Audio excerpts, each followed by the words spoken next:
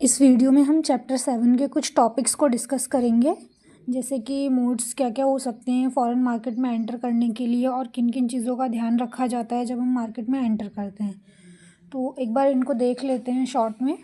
जैसे कि इसमें लिखा हुआ है factor affecting choice of mode of entry in foreign markets. ठीक है, कि जब कोई कंपनी जब फॉरेन में इन्वेस्ट करना चाहती है, जब वहाँ पे अपनी कंपनी खोलना चाहती है, ऑर्गेनाइजेशन लगाना चाहती है, तो उसको किस किस बातों का ध्यान रखना होता है। तो यहाँ पे कुछ 5-6 पॉइंट दिए हुए हैं, लेकिन मैंने थोड़े अलग इनको करके लिखा हुआ है, मुझे ये ईजी लगे। पहला होता है कि मार्केट फैक्टर।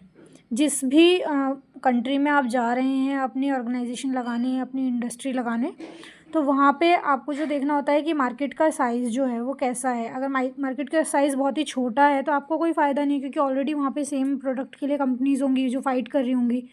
दूसरा है कि वहाँ पे कंपटीशन कैसा है, कि बहुत ज़्यादा कंपटीशन तो नहीं है या बिल्कुल कंपटीशन ही नहीं है। तो उसके अकॉर्डिंग आप डिसाइड करेंगे कि आपको वहाँ पे उस इंडस्ट्री में या उस कंट्री में इन्वेस्ट करना है या नहीं। दूसरा है कि फर्म का स्पेसिफिक फैक्टर्स होते हैं, जैसे किसी फर्म को उस फील्ड में एक्सपीरियंस है या नहीं, उसकी एक्सपर्टीज़ क्या है, ये चीज़ें भी डिसाइड करती हैं कि वो उस इंडस्ट्री में या उस कंट्री में जाके इन्वेस्ट करे या नहीं। अगला है प्रोडक्ट फैक्टर, कि जो प्रोडक्ट आप लेके जा रहे हैं दूसरी कंट्री में, उसकी कॉम्प्लेक्सिटी कैसी है, उसको बनाना इतना मुश्किल तो नहीं है कि आपके रिसोर्सेज इकट्ठा करने में ही सारा पैसा चला जाएगा।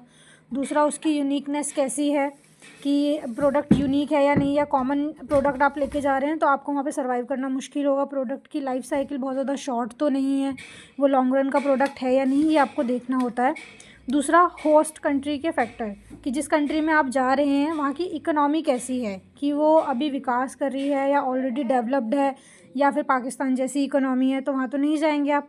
तो होस्ट कंट्री के भी बहुत सारे फैक्टर्स होते हैं, वहाँ की पॉलिसीज़ कैसी हैं, गवर्नमेंट आपको सब्सिडी वहाँ देगी या नहीं, रूल एंड रेगुलेशन कैसे हैं, वहाँ पर टैरिफ्स वगैरह का क्या रेट है, क्या चार्ज लेते हैं, वहाँ की लैंग्वेज कल्चर में आप अपने आप को डेवलप कर पाएंगे या नहीं, ये सब होस्ट कंट्री के फैक्टर्स में आता है। अगला है कॉस्ट एंड रिस्क फैक्टर, मतलब कि आप जो वहाँ पे कॉस्ट लगाएंगे वो एंट्री कॉस्ट इतनी ज़्यादा तो नहीं है कि आपकी इन्वेस्टमेंट को ही बिल्कुल टक्कर दे रही है, आप उतना कैपिटल ही अरेंज नहीं कर पा रहे कि आप वहाँ पे एंट्री कर सकें। दूसरा, वहाँ पे आप इन्वेस्ट कर रहे हैं, मान लीजिए कि आपने इन्वेस्ट कर दिया गाज़ा पट्टी में जाके, तो आप इन्वेस्ट कर देंगे, वहाँ इतनी बमबारी होगी आपको भूखा मरना पड़ जाएगा, आपकी कंपनी को भी।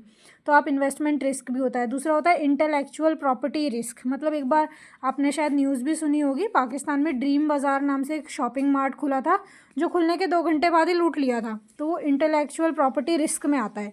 तो ये सेम पॉइंट है, अगर आपको कहते हैं कि आप अगर किसी कंट्री में इन्वेस्ट कर रहे हैं तो आप क्या क्या फैक्टर देखेंगे जो आपको चॉइस करनी होगी कि आपको इन्वेस्ट करना चाहिए या नहीं।